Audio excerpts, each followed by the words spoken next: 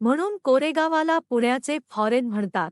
अनेक लोकांना प्रश्न निर्माण होत असतात की पुण्यात कोरेगावमध्ये राहण्यास किती खर्च येतो, तसेच त्याला इतकं मोठं का समजलं जातं. त्यामुळे आज आम्ही तुम्हाला कोरेगाव पार्क जमिनीबद्दल आणि पुण्यातल्या परिसराविषयी सांगणार आहोत. कारण कोरेगाव पार्क म्हणजे कोणी जाऊन राहावा असा विषय नाही, तर कोरेगाव पार्क म्हणजे मोठा विषय. पुण्यातील कोरेगाव पार्क म्हणजे एक प्रीमियम लोकेशन होय. कारण या परिसराला कायम साऊथ मुंबईचे कंपेअर केला जात. पुण्यातल्या श्रीमंतांचा एरिया अशी भारताची ओळख आहे. तसेच अख्ख्या महाराष्ट्रातले सगळ्यात जास्त बंगले इथं असल्याचे सांगितले जाते.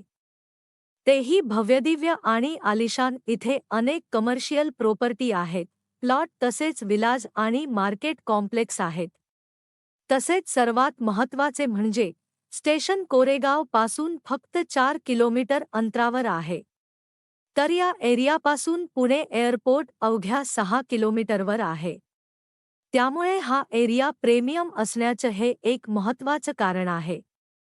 याच परिसरात आपल्याला अनेक फॉरेनर्स लोकसुद्धा वरचेवर पाहायला मिळतात.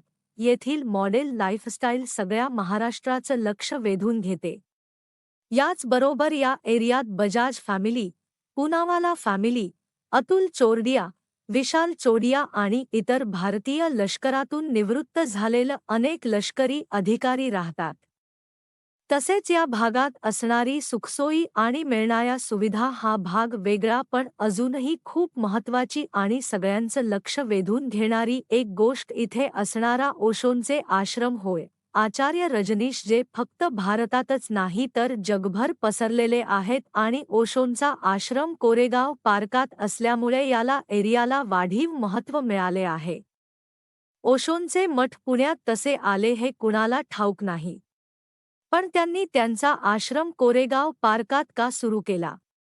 याला कारण आहे. हल्ली हा परिसर कायम अजबजलेला असला तरी 1974 च्या काळात कोरेगाव पार्क खरंच एखाद्या पार्कसारख्या होत. मोठ्या बागा होत्या, अख्खा परिसर सुमसाम होता. त्यामुळे ओशोंचे शिष्य अशाच एखाद्या जागेच्या शोधात होते जेणेकरून लोकांना तिथे ध्यान करता येईल. आज वर्षागणिक आश्रम अधिक चांगला आकार घेताना दिसत आहे.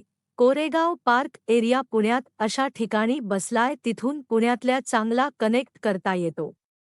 मगाशी म्हटल्याप्रमाणे या एरियातून पुणे स्टेशन आणि पुणे एअरपोर्ट सुद्धा जवळ असल्यामुळे लोकांना एरिया ट्रॅव्हलिंग दृष्टीने सुद्धा जास्त चांगला वाटतो आणि शॉपिंग म्हणाल तर अनेक मोठे मॉल्स जवळपासच आहे. तसेच हा परिसर सर्वात श्रीमंत असण्याचे अजून एक कारण म्हणजे इथे सोशल इन्फ्रास्ट्रक्चर व्यवस्थित आहे. कारण या भागात शाळा, इतर शिक्षण संस्था, हॉस्पिटल्स आपल्याला मोठ्या प्रमाणात पाहायला मिळतात. या परिसरात आपल्याला जागोजागी बंक आणि एटीएम सहज उपलब्ध होतात. थोडक्यात म्हणजे लक्झरी सोबत हवी नेसेसिटी सुद्धा येथे पुरवली जाते. कोरेगाव पार्क परिसरात कितीही डेव्हलपमेंट होत असला किंवा अत्याधुनिक सोयी सुविधांनी भरलेला असला तरीही तिथल्या ऐतिहासिक ठेवा आणि तिकडे टिपिकल ओल्ड वाईड तशीच आहे. तिथले बंगले आणि प्रत्येक बंगल्याची बांधणी जुनी आणि रॉयल आहे.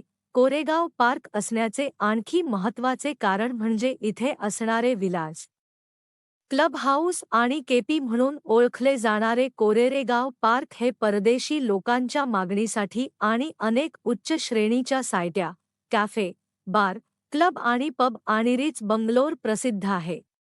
याचबरोबर कोरेगाव पार्क ओशो आश्रमासाठी प्रसिद्ध आहे. हे पुण्याचे पॉश क्षेत्र आहे आणि बरेच उपक्रम आहेत.